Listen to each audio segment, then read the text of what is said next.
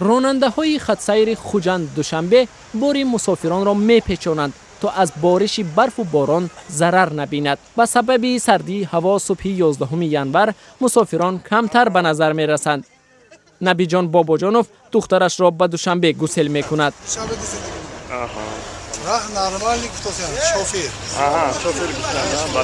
مسافر دیگر مرحبا نبی و میگوید 3 روز قبل از دوشنبه توسط تاکسی به خوجند آمد و حالا به منزلش برمیگردد. راه زور بود، برف نبود، آفتاب، شفیرمون نقص آوردن. در چیله زمستان مسافران صرفکار با راه زمینی از خوجند به دوشنبه سفر می کنند تا 150 سامانی نرخ دارد. تاگی ترما شد منا اینا شما نجات داده؟ اینا ما نجات دادیم. ما شفیروی نسبت کردگی منا این در کجا شده بود؟ این در عقبه انزاب شدگی بود. علیشیر اودینایف راننده تاکسی و همکسبانش در انتظار مسافران نوارهای از زیر ترمه بیرون کشیدن دهان نفر را در منطقه انزاب شاهراه دوشنبه خوجند تماشا دارند.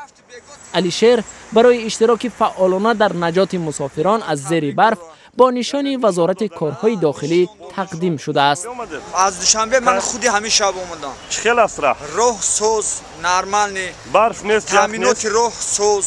برف نیست. به گفته او بعد سرد شدن هوا بارکشان‌ها که تابستان شبانه حرکت می‌کردند همکنون روزانه نیز اجازه سفر گرفته به حرکت ماشین‌های خرد خلل می‌رسانند و گاهی آنها را زیر خطر می‌گذارند. اهمیت نمیتیان بالای مود بسیار های میکنن همی پرسه دروش همینو بهد بچه‌های یوش کمتر به حرمتی میکنن فکر نمیکنن که داون ماشین آدم رفت و یا خودش توقع باشه بارش باشه ما آدمامو حیات آدمای ما میبریم همینا رو کمتر رعایت کنن التماس میکنیم همینا رو کمتر فهمونن.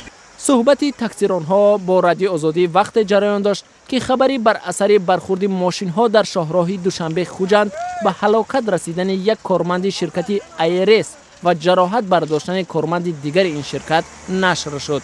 بنابر اطلاع رسمی یک ماشین بارکش به سبب فرآمدن تومان در کنار راه توقف کرده در مجموع 8 ماشین به هم برخوردند. در شرکت ایرس به رادیو آزادی گفتند در فصل سرما قسمت راه دوشنبه خوجند از شهرستان تا درآمد خوجند زیاد زیر تومان میماند.